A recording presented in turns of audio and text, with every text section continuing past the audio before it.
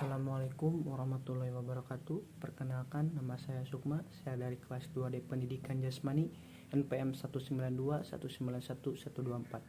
Saya di sini akan menjelaskan tentang teori belajar gerak motorik. Baik, kita langsung saja menjelaskan materinya. Pada dasarnya, belajar gerak atau motor rearing merupakan suatu proses belajar yang memiliki tujuan untuk mengembangkan berbagai keterampilan gerak yang optimal secara efisien dan efektif. Seiring dengan itu, Sen menjelaskan bahwa belajar gerak merupakan suatu rangkaian asosiasi latihan atau pengalaman yang dapat mengubah kemampuan gerak ke arah kinerja keterampilan gerak tertentu. Sehubungan dengan hal tersebut, perubahan keterampilan gerak dalam belajar gerak merupakan indikasi terjadinya proses belajar gerak yang dilakukan oleh seseorang. Dengan demikian, keterampilan gerak yang diperoleh bukan hanya dipengaruhi oleh faktor kematangan gerak, melainkan juga oleh faktor proses belajar gerak. Definisi belajar gerak menurut para ahli. Menurut Winkel, belajar adalah sebuah aktivitas mental atau psikis yang berlangsung dalam interaksi aktif dalam lingkungan, yang menghasilkan perubahan-perubahan dalam mengelola pemahaman. Menurut Ernst R. Hilagand dalam Sumardi Subarta 1984, belajar merupakan proses perbuatan yang dilakukan dengan sengaja yang kemudian menimbulkan perubahan yang keadaannya berada dari perubahan yang ditimbulkan oleh lainnya. Yang kedua yaitu prinsip perkembangan motorik. Prinsip utama perkembangan motorik anak usia dini adalah koordinasi gerak motorik, baik motorik kasar maupun motorik halus. Ada beberapa prinsip utama perkembangan motorik menurut Maliana 1991, yaitu kematangan saraf. Kemampuan anak melakukan gerakan motorik sangat ditentukan oleh kematangan saraf yang mengatur gerakan tersebut. Pada waktu anak dilahirkan, saraf-saraf yang ada di pusat susunan belum berkembang dan berfungsi sebagai dengan fungsinya, yaitu mengontrol gerakan-gerakan motorik.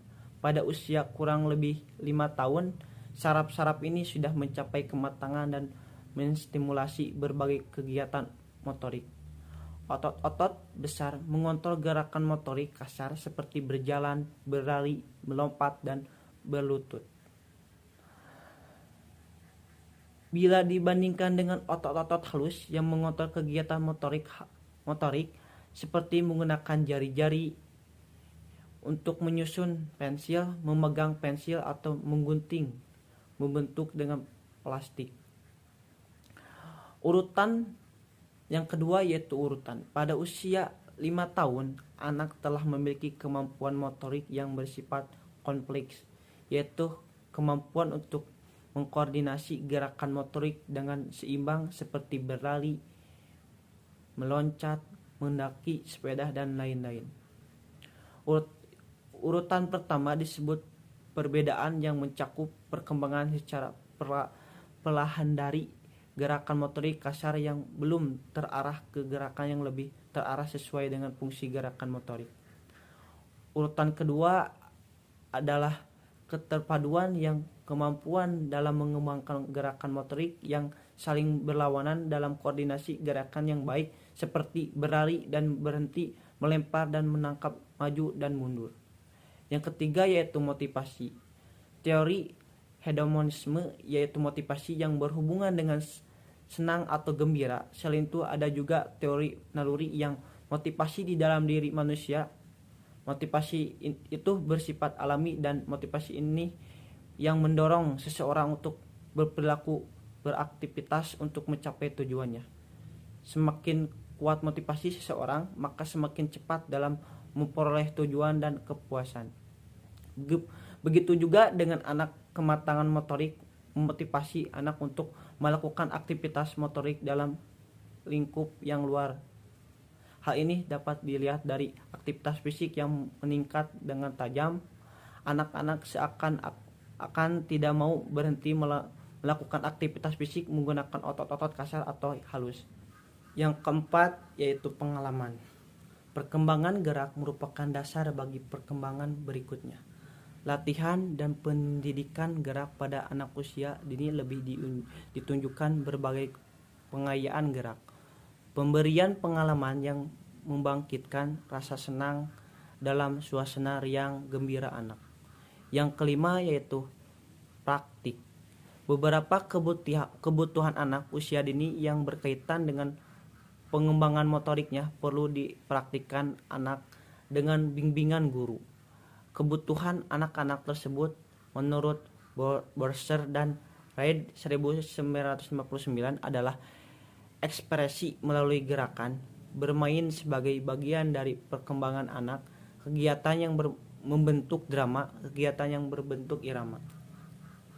Yang ketiga yaitu aspek-aspek belajar gerak. Dalam anak usia 3 tahun memiliki kekuatan fisik yang mulai berkembang, tapi rentang konsentrasinya pendek, cenderung berpindah-pindah dari satu kegiatan ke kegiatan yang lain.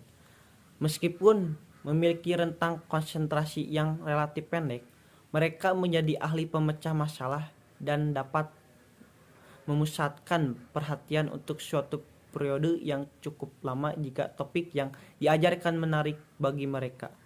Pada usia ini anak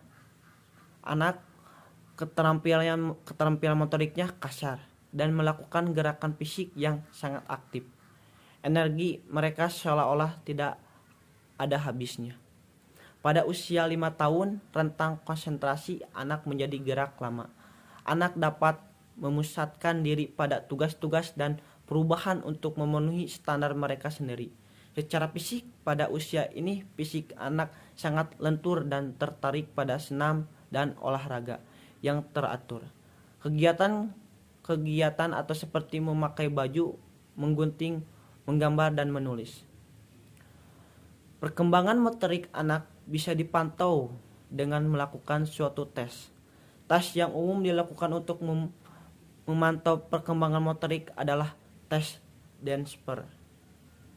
Tes ini membagi perkembangan anak jadi 4, yaitu perkembangan personal, sosial, perkembangan bahasa, serta perkembangan motorik kasar dan motorik halus.